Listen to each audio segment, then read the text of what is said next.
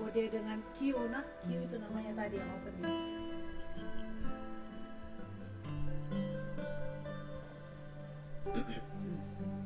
Bapak, saya bilang saya komisi B ya. Bukan sekretaris atau komisi B ya. Periode keberapa ini Pak? Baru nanti kita cerita itu dulu toh, baru nanti mulai lagi periode ketiga. Siap. Partai apa Pak? PDI. Oke.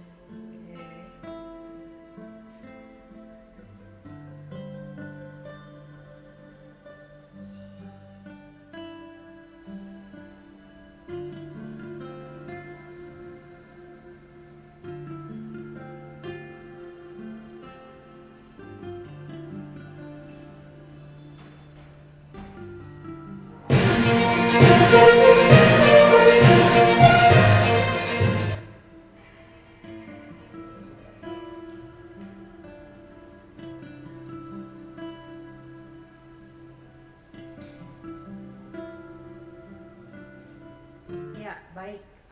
Smart City People, kita berjumpa lagi di Parlemen Talk bersama DPRD Kota Makassar di hari ini untuk edisi Senin 5 Juni 2023. Menyenangkan bisa menjumpai Anda. Saya berada di lobi Hotel All Night and Day di Jalan Lantodayang Pasewang, dan kita akan memulai perbincangan di hari ini karena kebetulan dalam beberapa waktu ke depan, mungkin 2-3 minggu lagi, kita akan merayakan Hari Raya Idul Adha 1444 Hijriah. Dan tentunya ketika di hari-hari raya atau hari-hari besar, seringkali yang menjadi konsentrasi, menjadi fokus dari pemerintah dan juga dari DPRD itu bagaimana ketersediaan pangan di Kota Makassar, pangan dan hewani. Karena ini adalah kebutuhan pokok yang akan menjadi yang akan menjadi kebutuhan utama ketika menjelang hari-hari besar ataupun seperti hari raya ataupun hari-hari nasional lainnya ya, yang dimana kebutuhan konsumsi itu tinggi gitu. Nah, untuk Anda Smart City People, di hari ini disiarkan secara live melalui YouTube smartcitymakassar.com. Kita kembali melanjutkan episode Parlemen Talk bersama Sekretaris DPRD Kota Makassar. Terima kasih untuk supportnya, dan Anda juga jangan lupa jika ada aspirasi yang ingin disampaikan bisa melalui aplikasi Ajama, ajak aplikasi masyarakat itu yang akan langsung ditindaklanjuti ke komisi-komisi di DPRD Kota Makassar yang berkompeten dan juga yang berfokus pada apa yang Anda sampaikan. Baik, hari ini saya Silvana akan mandu acara Parlemen Talk ini lagi. Seperti biasa, saya sudah bersama dengan salah satu anggota Komisi B DPRD Kota Makassar yang periode ini sudah memasuki periode yang kedua ya. Dan nanti mungkin akan ada rencana untuk memasuki periode-periode selanjutnya. Kita doakan segala sesuatunya berjalan lancar. Tapi hari ini kehadiran beliau di sini akan memastikan bagaimana aspek ketersediaan pangan bagi masyarakat melalui desain program kegiatan ketahanan pangan dan hewani di Kota Makassar. Langsung saja kita sapa Bapak William Lauren. Selamat siang Pak. Selamat siang, Assalamualaikum warahmatullahi wabarakatuh. Waalaikumsalam warahmatullahi wabarakatuh. Ya, selamat ulang tahun ya buat anaknya ya. Iya. Yang ketiga? Iya. Oke. Jadi hari ini Pak William baru saja merayakan hari ulang tahun anaknya yang ketiga sebelum kesini gitu kan. Menyenangkan sekali ya Pak, masih merayakan hari ulang tahun untuk anak-anaknya yang masih balita ya. Oke. Pak William ini kan sudah periode kedua ya. Dari periode pertama Bapak di Komisi B juga. Oh, masih bertahan di Komisi B ya. Di Komisi B itu mungkin untuk yang menyaksikan live kita di hari ini, fokusnya mana ya Pak? Ya, kami di sini untuk Komisi B memang juga ekonomi dan keuangan. Oke. Jadi memang kita berbicara tentang menyangkut pendapatan, kemudian dalam bidang pariwisata, kemudian perikanan, tadi peternakan, perdagangan, termasuk distribusi atau pendapatan yang ada di Kota Makassar. Ya. Ditambah lagi semua di jajaran Polda Kota Makassar. Oh, ya. Ya, dan termasuk untuk ketahanan pangan ya. Operasi. Ya. Jadi mitra ya. Mitra langsung ya. Ya, mitra SKPD yang berhubungan langsung dengan Komisi B itu misalnya mitra apa saja? Ya, ketahanan pangan, dinas koperasi, Ya. kemudian DP2, peternakan, perikanan, kemudian sebagai dinas pariwisata, Ya. kemudian badan pendapatan daerah, Ya. kemudian PK, badan pengelola keuangan aset. Oh, ya. Jadi memang segala hal yang berhubungan dengan keuangan ya. Ya, terkhusus pendapatan. Pendapatan ya. Kalau berbicara soal pendapatan ya, sebelum kita masuk di tema ya Pak William, yang Pak William lihat progresnya seperti apa ya di Kota Makassar? Ya, kalau kita sekarang melihat dengan mengacu pada di 2022 dan harapan kita yang cukup punya optimisme di 2023, Ya. itu pasti akan meningkat. Nah, memang kita di 2021 itu memang terpuruk dengan pandemi COVID. Betul, ya. Dan sangat terpukul sehingga memang ini merupakan akibat daripada ditutupnya pelaku-pelaku usaha. Walaupun pelaku usaha yang terbuka mungkin ada beberapa waktu pasti akan terdampak di sisi pendanaan. Ya.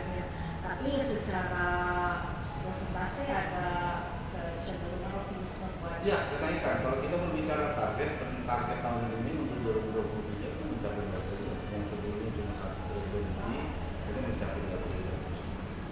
Mudah-mudahan ini bisa tercapai, tapi ini juga merupakan progres yang memang dinanti-nanti oleh Kota Makassar. Tetapi harapan kita bahwa semua teman di Kota Makassar ini dapat memperoleh. Jadi masa terpuruk itu sudah selesai ya.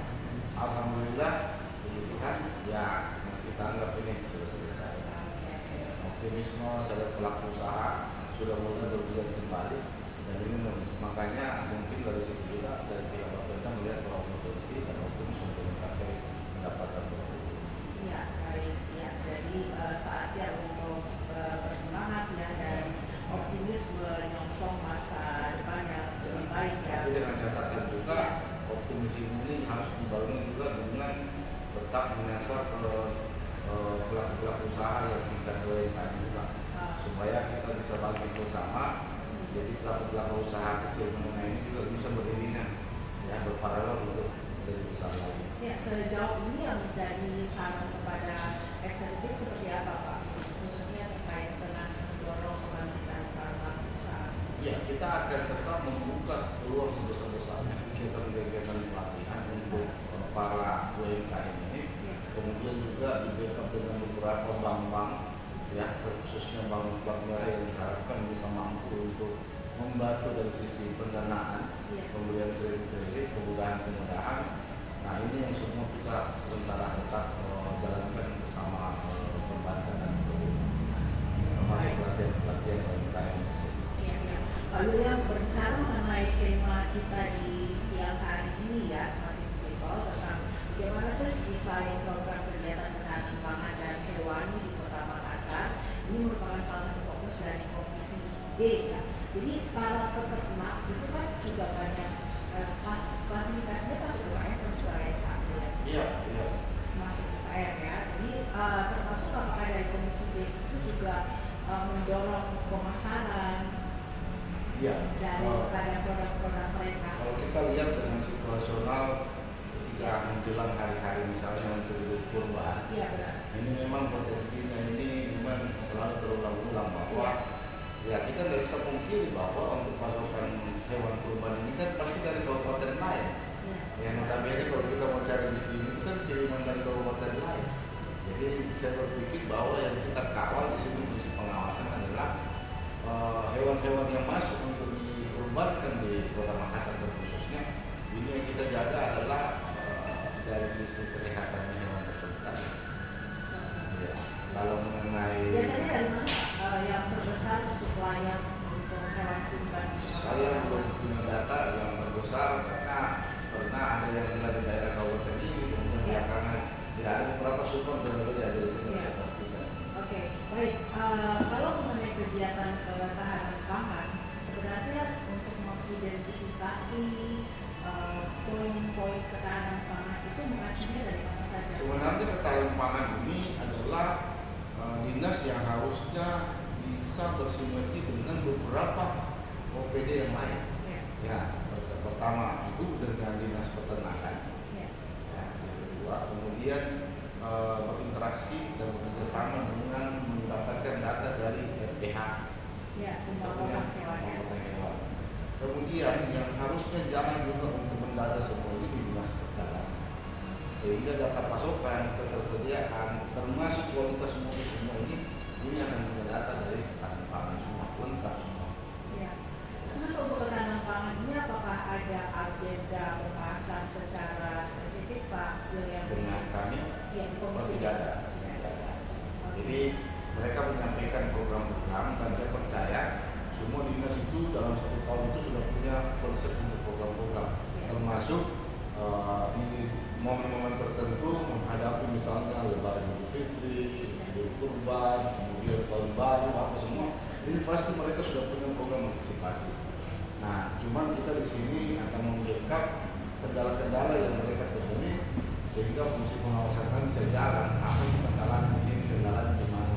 Dan nanti kita akan menilai hasil kinerja apa sesuai dengan program dan target yang dilakukan oleh SKPU. Iya, biasanya indikatornya penilaian kinerja. Ya sekarang kan kalau bicara tentang target,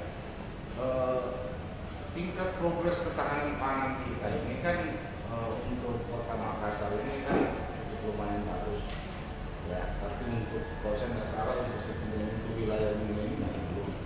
Kita juga mendapat apresiasi. Proses dasar untuk ketahanan pangan ini malah mendapat penghargaan dari ya. Ini menjadi satu apresiasi untuk ketahanan pangan. Nah, kalau kita berbicara indikatornya kita melihat dari programnya mereka.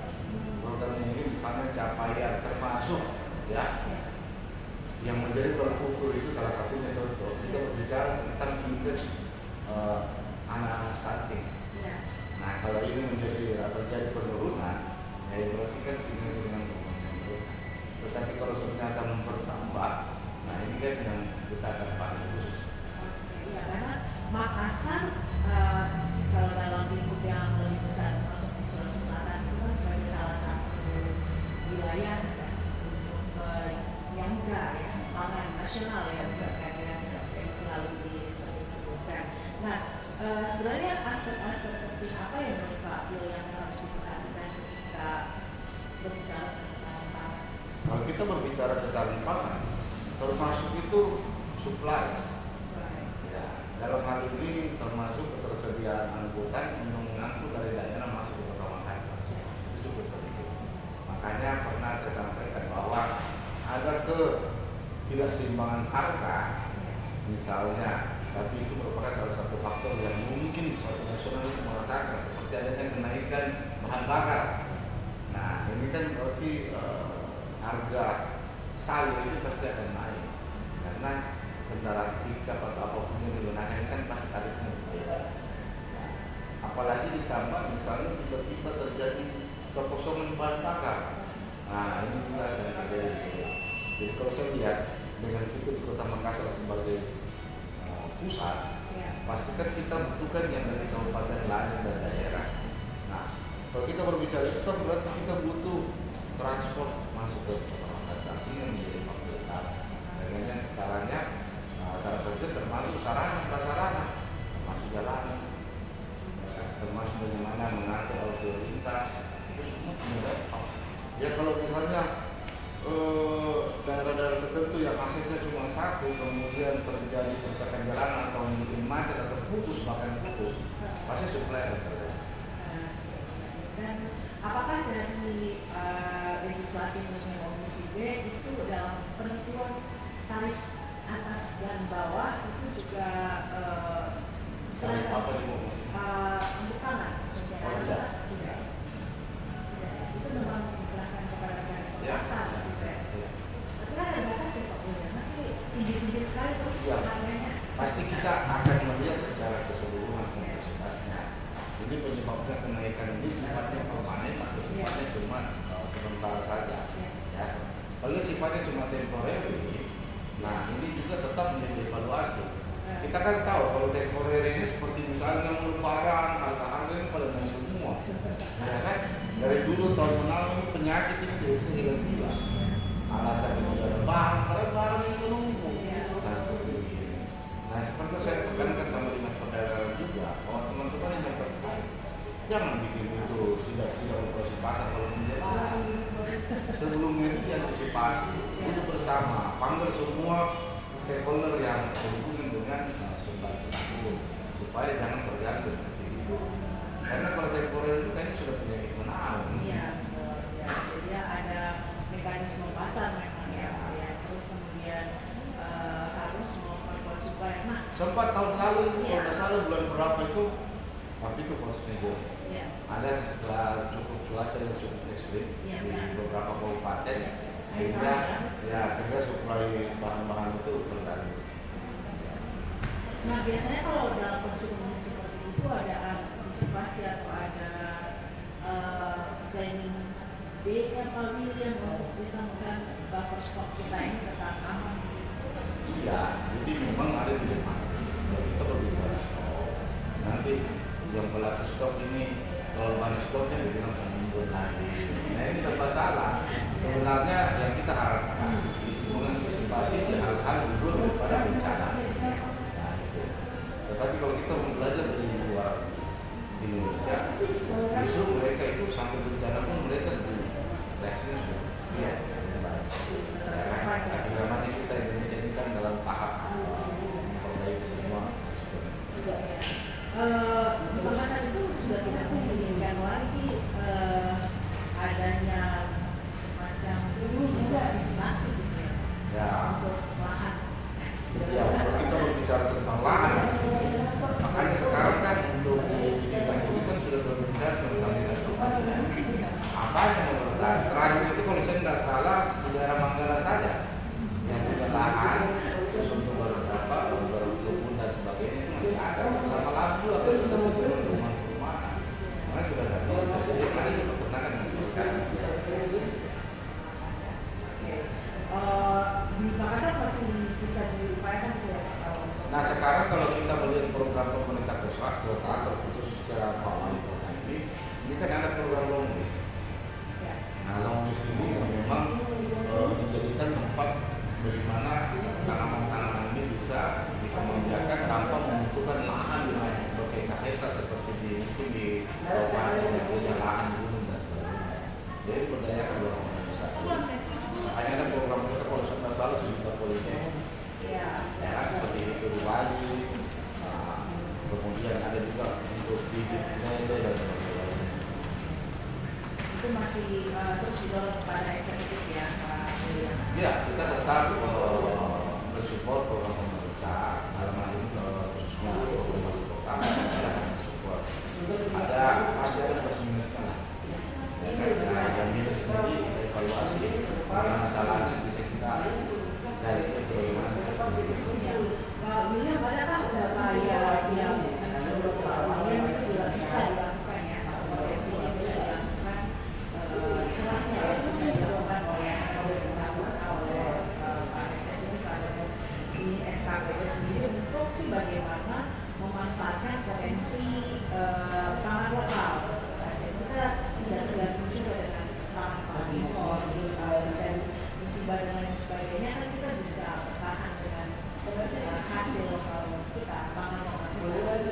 Sebenarnya kalau bicara tentang pangan impor dengan pangan lokal, kalau saya menilai secara pribadi, Indonesia ini adalah negara di dunia yang paling bisa berupaya.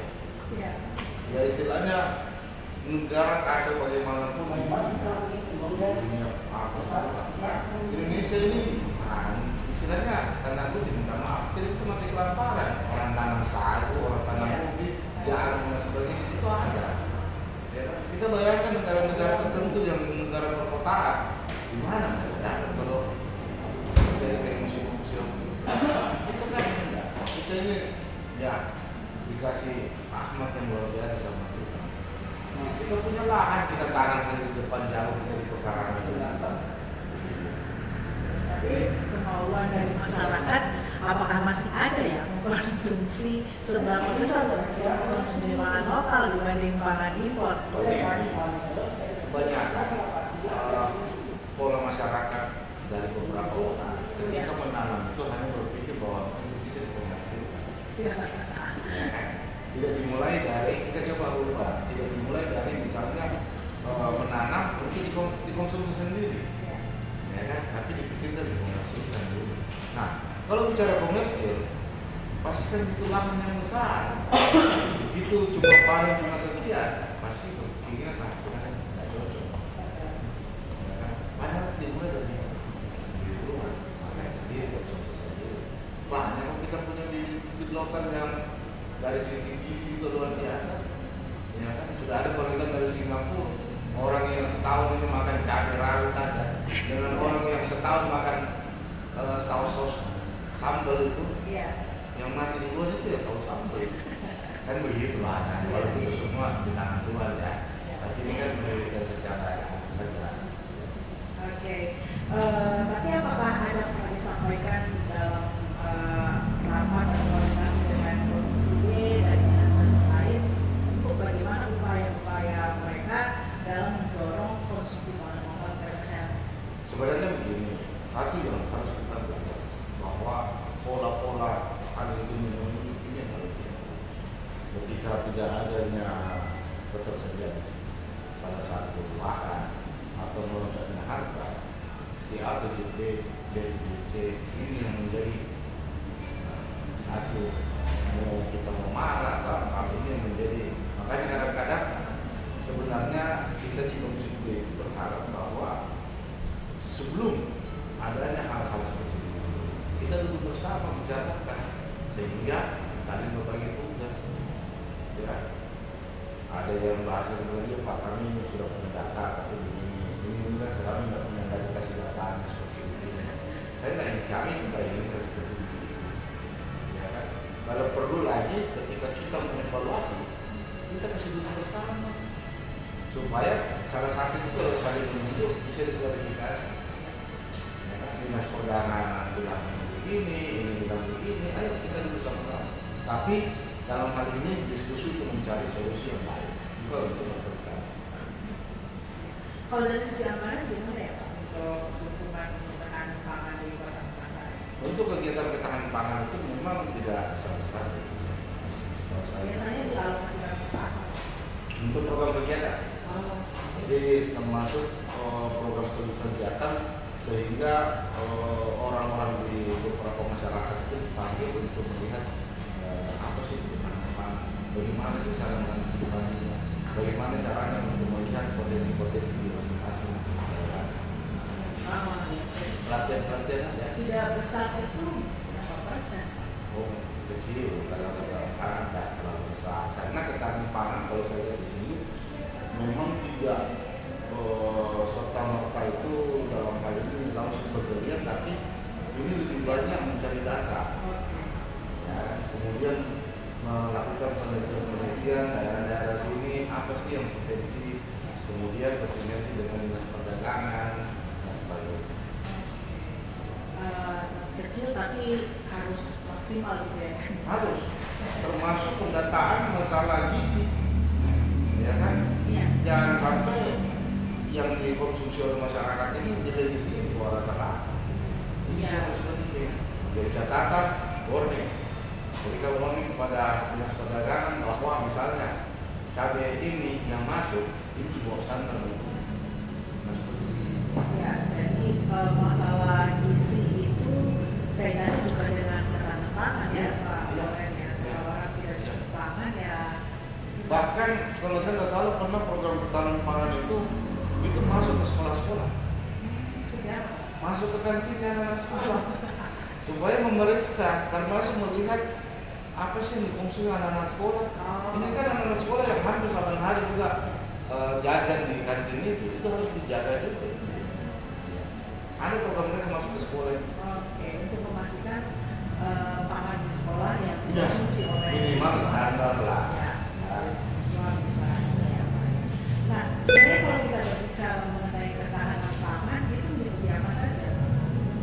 semua cakupannya termasuk bicara tentang bagaimana ketersediaan bahan pangan di Kota Makassar ini selalu tersedia.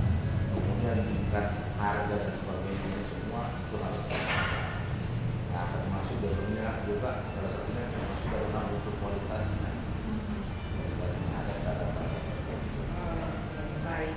Soal City People kita akan break dulu bersama Pak William Lauren. Beliau ini adalah wakil dari komisi, maksud saya wakilan dari Partai Demokrasi Indonesia Perjuangan ya, PDIP. Dan beliau sudah masuk di periode yang kedua di Komisi B DPRD Kota Makassar. Jadi dari awal itu memang masuk di Komisi B dan sampai mendekati akhir periode ini berarti ya periode kedua.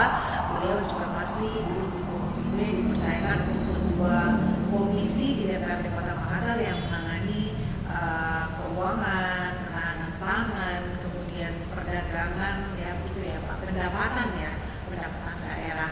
Jadi jika ada pertanyaan ataupun hal-hal yang ingin Anda sampaikan, Anda silakan memasukkan atau bisa live chat kami di YouTube smartcitymakassar.com ya. Kita akan sambung kembali Parlemen Talk di siang hari ini sesaat lagi.